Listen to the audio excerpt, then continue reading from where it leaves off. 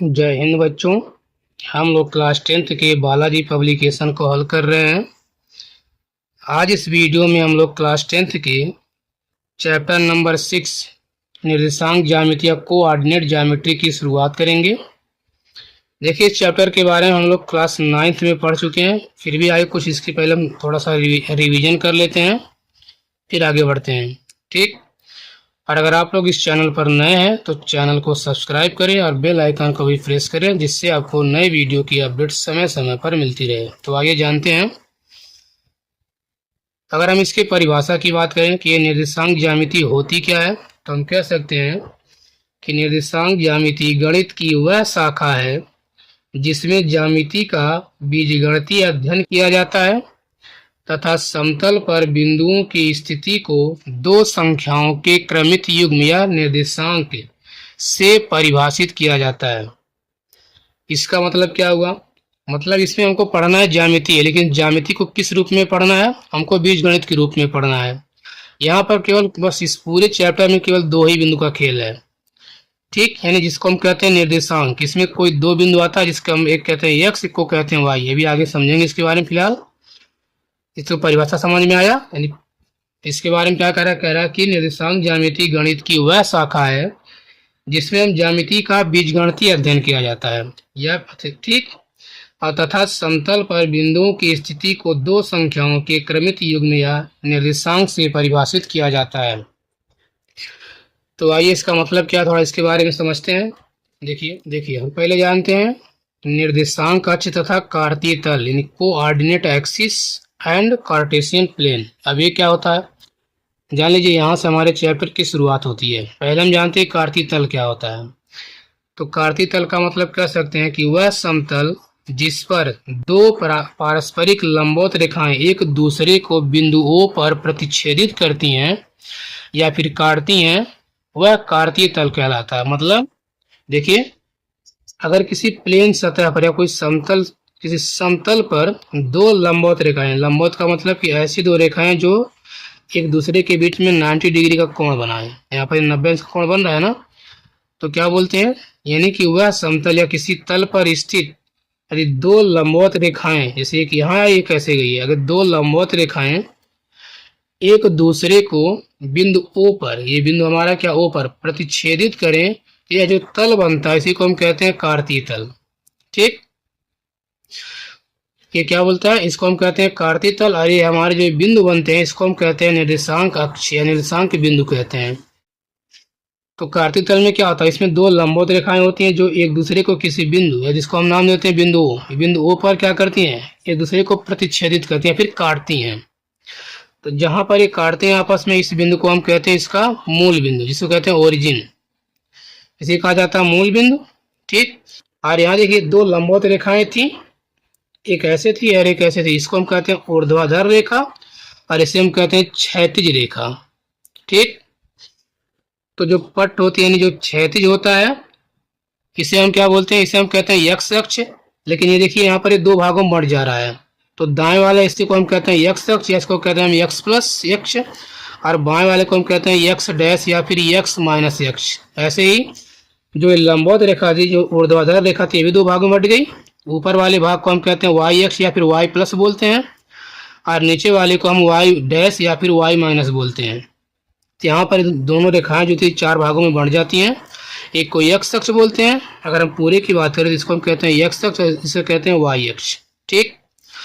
और यहाँ देखिए इसमें क्या होता है, जब भी इसमें हम चलते हैं, अगर मान लो इसमें कुछ दूरी चलना हो, ये चार भाग यहाँ बन रहा है, तो हमेशा हम पहले हम एक्स अक्ष पर ही चलते हैं। किस पे चलते हैं, एक्स अक्ष पे। पहले चलते हैं एक्स अक्ष पर, फिर चलते हैं वाई अक्ष पर। ठीक है। तो कार्तीय तल क्या होता है समझ में आ गया होगा। आगे आते हैं, देखते हैं। अब हमें अगली हेडिंग पढ़ना है चतुर्थांश। अब ये चतुर्थांश क्या होता है, तो आइए इसके बारे में जानते हैं। देखिए, अगर हम बात करें चतुर्थांश का, तो कह सकते हैं कि दो अक्ष या फिर चतुर्थांश का मतलब क्या होता है, जो कार्तीय तल होता है ना, तो कहते हैं कि एक्स अक्ष व वाई अक्ष संपूर्ण तल को चार भागों में बांटते हैं। ये हमारा क्या एक्स अक्ष है, ये वाई अक्ष है, तो x अक्ष व y अक्ष संपूर्ण तल को, संपूर्ण कार्तीय तल को 4 भागों में बांटते हैं, जिसे हम चतुर्थांश कहते हैं। यहाँ जो 4 भाग ही बांट रहे हैं ना, देखिए जब यह रेखा या यह रेखा आपस में एक दूसरे को काट रही हैं तो पूरा कार्तीय तल जो है 4 भागों में बढ़ जा रहा है। तो जो प्रत्येक भाग है इसी को हम कहते हैं चतुर्थांश। ठीक, इसमें देखिए हम इस पहले वाले को शुरुआत करते हैं यहाँ से। इसे हम कहते हैं प्रथम चतुर्थांश, इसे कहते हैं द्वितीय चतुर्थांश, ये बनता है तृतीय चतुर्थांश, और यह जो हिस्सा बनता है पूरा इसको हम कहते हैं चतुर्थ चतुर्थांश। और देखिए इसमें एक क्रमित युग्म होता है, नियम होता है ना कि हमारा मन किया कि हम यहाँ से कि हमारा ये प्रथम इसको मान लें, इसको मान लेंगे द्वितीय, इसको मान लें तृतीय, इसको मान लें चतुर्थ, तो ऐसा बिल्कुल नहीं होगा। इसका एक क्रम निर्धारित होता है। तो हमेशा हम प्रथम शुरुआत यहाँ से करेंगे। इससे हम कहेंगे प्रथम चतुर्थांश, इसे कहेंगे द्वितीय चतुर्थांश, इसे कहेंगे तृतीय चतुर्थांश, और इसे कहेंगे चतुर्थ चतुर्थांश। आई बात समझ में? तो यह जो दोनों रेखाएं हैं इस कार्तीय तल को जो 4 बराबर भागों में बांट रही हैं, तो जो चारों भाग हैं ये क्या कहलाते हैं? हमारे चतुर्थांश कहलाते हैं। ठीक, अगर हम इसके चिन्ह की बात करें, कभी कभी इसका साइन या चिन्ह भी पूछता है, तो हमने भी इसके पहले बोला कि जिस भी चतुर्थांश में हमको चलना, चाहे प्रथम में, चाहे द्वितीय में, चाहे तृतीय में, चाहे चतुर्थ में, तो पहले हम चलेंगे x अक्ष पर, फिर चलेंगे y अक्ष, फिर ये इसका नियम होता है। चाहे इसमें चलना, चाहे इसमें, चाहे इसमें, पहले हम x वाले पर चलेंगे फिर y वाले पर चलेंगे। और ये भी ध्यान रखेंगे, अगर हम x वाले पर या फिर देखिए अगर हम दाएं तरफ चलें या फिर ऊपर तरफ चलें, तो हमारा जो साइन या चिन्ह आता है प्लस आता है। किधर? दाएं तरफ और ऊपर जाने पर प्लस में संख्याएं आती हैं, और बाएं तरफ या फिर नीचे आने पर संख्याएं माइनस में आती हैं। याद रहेगा, दाएं तरफ जाएं या फिर ऊपर जाएं तो संख्याएं प्लस में आएंगी, और चाहे बाएं तरफ जाएं या फिर नीचे जाएं तो संख्याएं किस में आती है? माइनस में आती है। और सबसे पहले चलते किस में है? तो सबसे पहले हम चलते हैं x अक्ष पर, फिर उसके बाद चलते हैं y अक्ष पर। इसी बेस पर हम चिन्ह को आराम से आसानी से निकाल सकते हैं। बस याद रहे, दाएं या ऊपर जाने पर प्लस आएगा, और बाएं या फिर नीचे आने पर माइनस आएगा। आई बात समझ में? देखिए जैसे यहाँ पर है, अगर हम बात करें कि प्रथम चतुर्थांश का चिन्ह क्या होता है, इसका साइन क्या होता है, तो पहले किस पे चलेंगे? x पे। तो किधर जा रहे हैं? दाएं तरफ, तो इसका साइन क्या आ जाएगा? प्लस। फिर चलेंगे ऊपर, यानी तो ऊपर जाने का मतलब क्या? पहले y, फिर y पे चलेंगे ना, तो ऊपर जाने पर प्लस, ये भी प्लस आएगा। दाएं तरफ चलेंगे तो भी प्लस, और ऊपर जाएंगे तो भी प्लस। इसका साइन क्या बनेगा? प्लस और प्लस बन जाएगा। अगर हम बात करें द्वितीय वाले का साइन क्या, चिन्ह क्या आता है, तो पता है पहले किस पे चलना? x वाले पर। और x वाला किधर जा रहा है? बाएं तरफ, तो किस में आएगा? माइनस में। बाएं तरफ या नीचे जाने पर माइनस आता है ना, तो इधर जाएंगे पहले x वाले पे, तो इसका साइन क्या बनेगा? माइनस। फिर जाएंगे ऊपर यानी y वाले पे, तो y वाले आएगा प्लस, तो इसका चिन्ह बन जाएगा माइनस कामा प्लस। ऐसे अगर हम बात करें तृतीय चतुर्थांश का, इसका साइन क्या आएगा हमें पता है। फिर वही पहले हम चलेंगे x पे, तो x किसमें है? बाएं तरफ जा रहा है, तो आएगा माइनस में। फिर जाएंगे y वाला जा रहा है नीचे, तो ये भी क्या आएगा? माइनस में। इसका चिन्ह क्या बन जाएगा? माइनस कामा माइनस बन जाएगा। ठीक, अब देखते हैं चतुर्थ वाले का। तो चतुर्थ वाला चाहे किस कोई भी हो, नियम हमको पता कि पहले हम चलेंगे x वाले पर, फिर चलेंगे y वाले पे।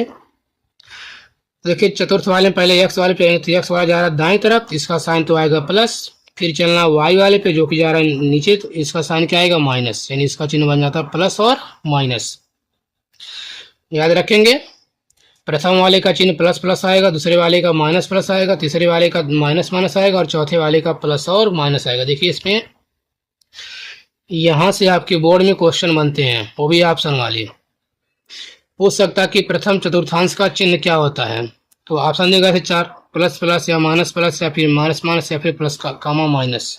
ठीक, या फिर कह सकते हैं कि, या फिर ऐसे पूछ सकता है कि वह चतुर्थांश बताइए जिसमें x अक्ष माइनस में हो तथा y अक्ष प्लस में हो। तब क्या होगा? x अक्ष इसमें है माइनस में है, और y अक्ष आए प्लस में, तो कौन सा हो जाएगा? ये हो जाएगा द्वितीय चतुर्थांश। आई बात समझ में? अब देखते हैं आगे इसमें क्या आता है। अगर हम बात करते हैं इसके निर्देशांक, देखिए निर्देशांक क्या होता है।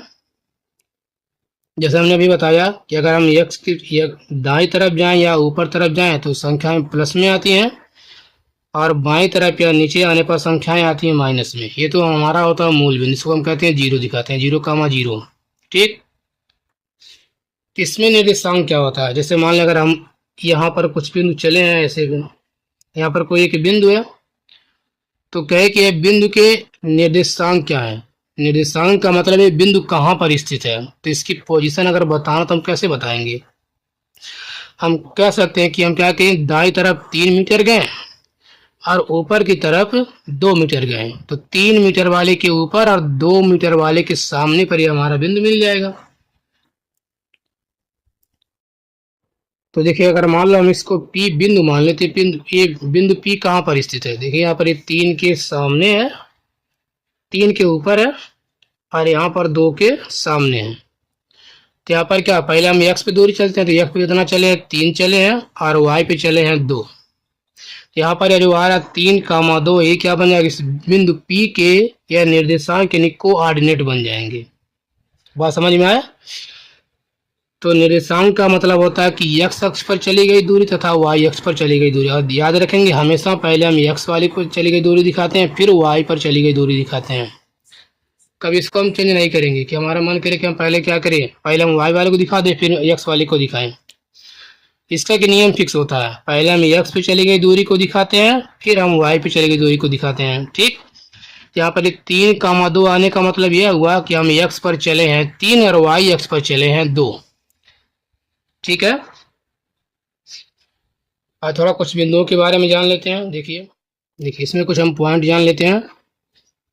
पहला पॉइंट क्या है, किसी बिंदु के निर्देशांक ए बी में पहली संख्या a को भुज तथा दूसरी संख्या y को कोट कहते हैं। मतलब अगर कोई निर्देशांक का कोई पॉइंट दिया है, मान लीजिए दिया हुआ है a, b, इसका मतलब क्या हुआ, तो a का मतलब x अक्ष पर चली गई दूरी और b का मतलब y अक्ष पर चली गई दूरी।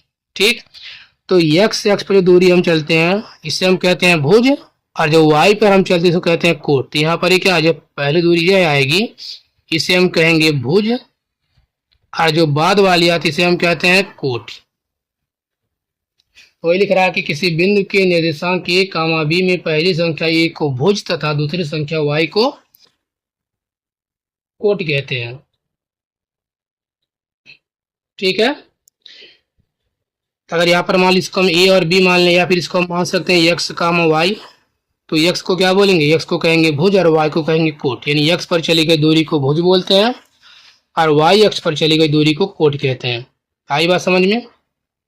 अगला पॉइंट देखिए, करा x y एक क्रमित युग्म में जहां x, y is not equal to y, x। हमने इसके बारे में पहले बताया है।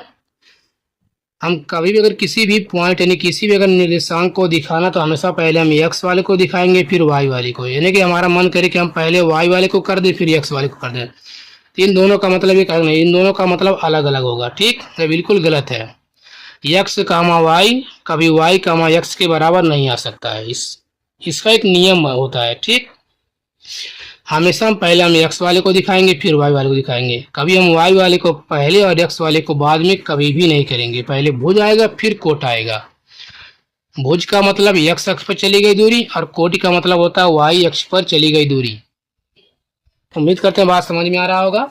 और अगला देखिए, अगला करा x अक्ष पर किसी बिंदु के लिए y बराबर 0 तथा y अक्ष पर किसी बिंदु के लिए x बराबर 0 होता है। मतलब अगर मान लीजिए कहा जाए कि x अक्ष पर, अगर कहा जाए कि x अक्ष पर स्थित, x अक्ष पर स्थित किसी बिंदु के निर्देशांक, किसी बिंदु के निर्देशांक, तो ये क्या बन जाएंगे, किस पे बोल रहा है, कह रहा है x अक्ष पर। तो यहाँ पर y की बात तो नहीं किया, मतलब हम y पे कुछ चल ही नहीं रहे थे, जिस पे ना बोले उसको हम 0 बना लेते हैं। तो x अक्ष पर कह रहा है, नहीं x अक्ष पर y बराबर क्या होगा जी, जिसकी बात न करे उसको 0 मान लेंगे। तो वही कह रहा है कि x अक्ष पर किसी बिंदु के लिए y बराबर क्या होता है 0। x अक्ष पर स्थित किसी बिंदु का अगर हम पॉइंट की बात करें, अगर उसके हम कोऑर्डिनेट या निर्देशांक की बात करें तो ये क्या हो जाएगा, y बराबर आ जाएगा 0। तो याद रखेंगे x अक्ष पर y बराबर 0 होता है और y अक्ष पर x बराबर। अगर यहाँ पर कहे कि y अक्ष पर स्थित किसी बिंदु के निर्देशांक, इसका मतलब क्या हो जाएगा, x बराबर 0। तो याद रहेगा x अक्ष पर y बराबर 0 बनता है और y अक्ष पर x बराबर 0 बनता है। क्यों क्या कह रहा है x अक्ष पर, यहाँ y की बात ही नहीं किया, तो जिसकी बात नहीं करे उसको हम 0 मान लेते हैं। ठीक है। अरे का था मूल बिंदु। मूल बिंदु का मतलब देखिए जहां पर ये दोनों रेखाएं आपस में एक दूसरे को काटती हैं, तो यहाँ पर ये जो कटान बिंदु बनता है इसको कहते हैं मूल बिंदु। ठीक। तो यह जो मूल बिंदु के निर्देशांक बनते हैं क्या होते हैं, ये होते हैं 0,0। क्यों, क्योंकि देखिए ना तो हम x पे कुछ चल रहे हैं ना ही y पे कुछ चल रहे हैं, इसलिए क्या बन जाता है, इसके जो पॉइंट या जो इसके कोऑर्डिनेट या जो इसको जो निर्देशांक बनते हैं वह क्या बन जाते हैं, 0,0 बन जाते हैं। तो याद रखेंगे कि जो मूल बिंदु के निर्देशांक होते हैं वह क्या होते हैं, वह 0,0 होते हैं। ठीक है। अब आते हैं इसके चिन्ह परिपाटी पे। चिन्ह परिपाटी का मतलब इसके चिन्ह क्या होते हैं। फिलहाल हम लोग अभी चिन्ह के बारे में जान गए कि किस चतुर्थांश का चिन्ह क्या क्या होता है। ठीक है। तो आइए अब हम लोग इसके अभ्यास प्रश्न को देखते हैं। देखिए अभ्यास प्रश्न 6.1 में दिया हुआ है, ये सारे क्वेश्चन दिए हुए हैं। जिससे पहले हम करा कि वह चतुर्थांश ज्ञात कीजिए जिसमें निम्न बिंदु स्थित है। यहाँ पर बताना कि ये बिंदु है किस चतुर्थांश में स्थित है, कि केवल चिन्ह को देखकर बताना पड़ेगा। ऐसे इसमें कह रहा है कि निम्न में से कौन से बिंदु x अक्ष पर स्थित है। ठीक, कौन सा x अक्ष पर, कौन सा y अक्ष पर, इसमें कौन सा भुज है, कौन सा कोट है, ये सब इसमें है। तो आइए इसके बारे में एक को हम हल करते हैं, देखते हैं। देखिए पहला क्वेश्चन दिया हुआ, कह रहा हुआ चतुर्थांश ज्ञात कीजिए जिसमें निम्न बिंदु स्थित है। जिससे बताना है ये सारे बिंदु किस चतुर्थांश में है। जैसे पहला वाला है तो हमको केवल देखना है इसके चिन्ह है। यहाँ देखिए माइनस कामा माइनस, तो माइनस कामा माइनस किस में आता था, अभी हम लोग पढ़े थे तृतीय वाले में आता था। देखिए फिलहाल यहाँ हमने आपको समझने के लिए बना दिया है। हमने पढ़ा था कि पहले वाले में प्लस कामा प्लस आता है, दूसरे वाले में आता माइनस प्लस, तीसरे में आता माइनस माइनस और चौथे वाले में आता प्लस और माइनस। तो यहाँ देखिए इसके साइन क्या है, दोनों की माइनस कामा माइनस है, यानी दोनों माइनस किस में आता है, तृतीय वाले में आता है। तो किस में हो जाएगा, यहाँ लिख देंगे तृतीय चतुर्थांश, पूरा लिख देंगे तृतीय चतुर्थांश। ठीक है। तो यहाँ पर उसके सामने के लिए से लिख के छोड़ देना है, केवल बताना किस चतुर्थांश में आएगा। यहाँ देखिए फिर दूसरा वाला है, लिखा है 4,1, इसका भी साइन प्लस इसका भी साइन प्लस है, दोनों प्लस प्लस में है।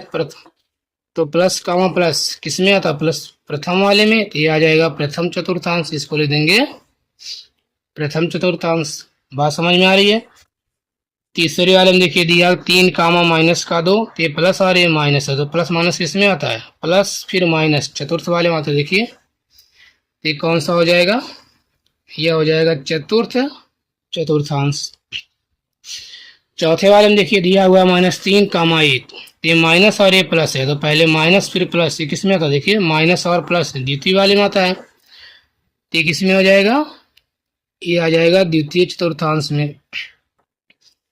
पांचवा दिया हुआ 7,2, तो यहाँ पर क्या है, 7 भी प्लस में है 2 भी प्लस में, दोनों का चिन्ह प्लस कामा प्लस, तो प्लस कामा प्लस मतलब पहले वाले में। तो ये हो जाएगा किसमें, प्रथम चतुर्थांश में आ जाएगा। ऐसे यहाँ दिया -6,4, अगर इसकी हम बात करें तो -6,4, ये भी माइनस में और ये भी प्लस, और ये माइनस और ये प्लस में, तो माइनस और प्लस, पहले माइनस आए फिर प्लस, ये किस में आता है, द्वितीय वाले में आता है। ये कौन सा हो जाएगा, ये हो जाएगा द्वितीय चतुर्थांश। ठीक, इसको आप चाहे तो इसको बिना बनाए भी मन में भी लगा सकते हैं। बस याद रहे कि पहले हम चलते हैं x पर, फिर चलते हैं y पे। और क्या याद रहे कि दाएं तरफ पर ऊपर जाने पर प्लस आता है, बाएं तरफ और नीचे आने पर माइनस आता है। इसी कह रहा है कि माइनस, तो हमको पता है कि यह जो पॉइंट आया है किसका, x अक्ष का होगा। पहले x पे, तो देखिए -x पे कब आता है, जब हम दाएं तरफ जाते हैं। ठीक, सॉरी बाएं तरफ जाते हैं। इसमें देखिए छठे वाले में दिया है -3 कामा -2, ये भी माइनस और ये भी माइनस, दोनों चिन्ह माइनस किस में आते हैं, तृतीय वाले में आते हैं। ये क्या हो जाएगा, ये हो जाएगा तृतीय चतुर्थांश।